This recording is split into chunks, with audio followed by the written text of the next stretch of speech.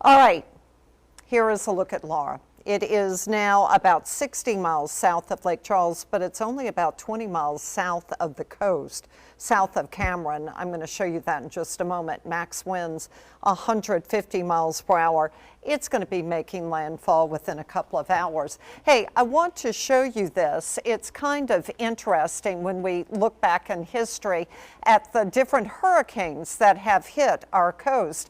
And what we are seeing is that the hurricane actually of 150 miles per hour has hit the Louisiana coast before, but it was way back in 1856.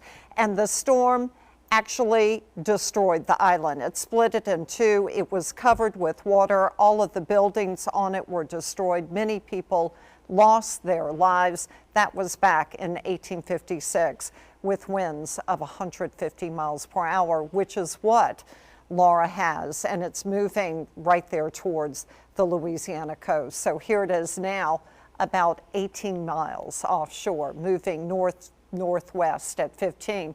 So that northern eye wall is going to be making landfall probably by about midnight or so. You can see how big the eye is.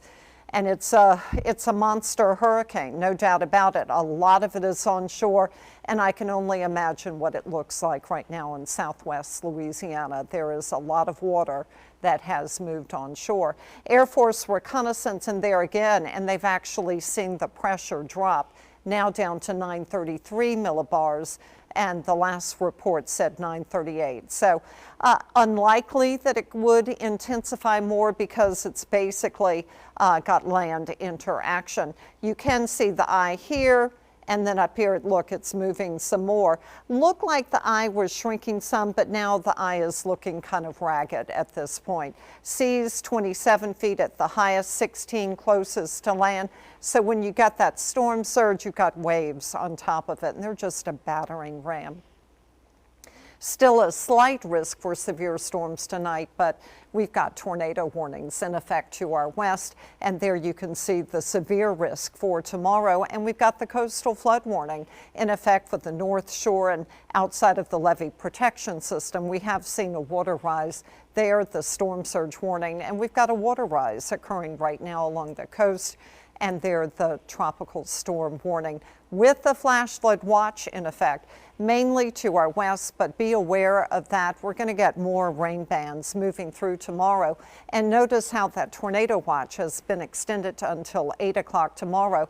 Gosh, we had all of these tornado warnings, but one confirmed water spout and one tornado that was over by Pankerville. This is the Houston radar that I'm showing you.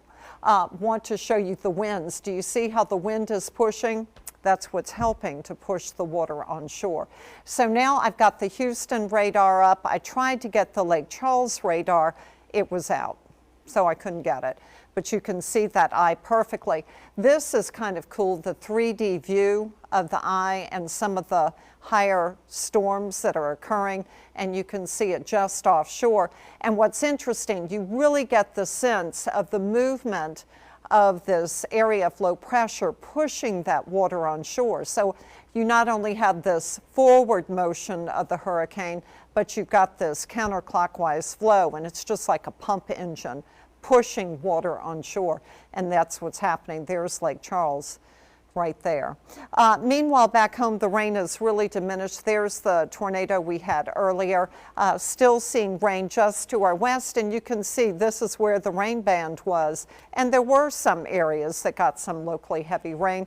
There is the potential for us to lose power in some locations, but most likely over the south central portion of the state, and of course southwest Louisiana, and all across the western portion of the state. As the hurricanes and storms move to the north, you're going to have major power outages here in Louisiana and likely in Arkansas too. Wind advisory in effect with the potential for 45-mile-per-hour wind gusts. That's really going to be as we get more rain bands, and that's going to be tomorrow. Winds not too bad right now, 13, 18, 23 miles per hour, gusting to 31 at times. But earlier today, 45-mile-per-hour wind gusts at Houma, 43 at Port Fourchon, so the forecast was really accurate. 25 to 35, and then on the higher end, 45. A look at our forecast going into tomorrow. What you really need to notice here is that the wind is out of the south. So that means any water that's moved onshore is not going to be able to move offshore. You've got that persistent onshore flow. Then as we go into your Thursday afternoon, that onshore flow continues into Thursday night as well. What about rainfall? Well, the heaviest rain obviously is going to be to our west, 5 to 10 to 15 inches of rain. But in our area, maybe 1 to 2 inches of rain, but the heavier rain still over by Baton Rouge. So there, a look at Hurricane Laura, and notice the forecast track. So as it pulls off to the northeast, the potential that we could get something of a tail over our area, and there is that area that extends southward from the hurricane, and that's what we're expecting. But right now, terrible storm surge could possibly go inland, 40 miles, maybe as high as 20 feet. Unsurvivable is what the Hurricane Center is calling this potential storm surge, and it really is shades of Katrina, reading some of what they're saying and remembering what Paul Trotter, the head of the National Weather Service in Slidell, had said about Katrina, that areas would be unlivable for weeks on end. So there we can look at the size of the hurricane, and it simply gives you the idea of how far those tropical force winds extend, and that red indicates how long we could actually have hurricane force winds. There's nothing to diminish it except for the land. As it moves on shore, it's going to lose the energy source, which is the warm water. It's going to begin to die down. Dry air off on the west side, but at this point, high pressure to the northeast, helping to steer it to the north, but look, no wind shear over it at all. So we can check out that forecast. Here come these rain bands moving through in the morning hours, more so for Baton Rouge than Wake. They're beginning to move our way. 7 o'clock, now at 10 o'clock, and they continue moving to the east. And obviously, some of these look really strong, locally heavy rain. That's why you've got the flash flood watch, but also the potential that you could have tornadoes. Once more, it's going to be one of those days. That's why there's a tornado watch posted, and you can see the bands kind of gradually moving eastward across the area.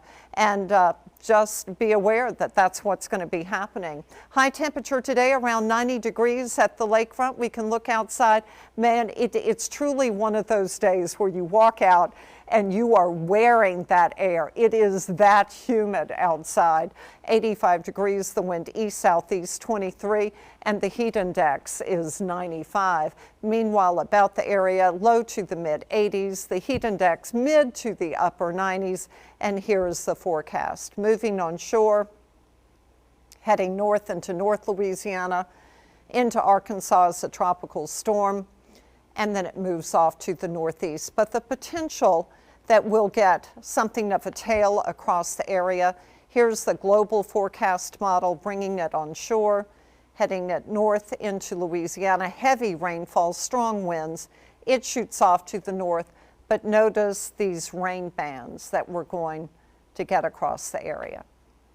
So we're going to be here. We're going to keep you posted, and it does look like the northern eye wall should be moving onshore within the hour, and then probably another half hour or so we'll get that official landfall, 12:30 to 1 o'clock, southwest Louisiana.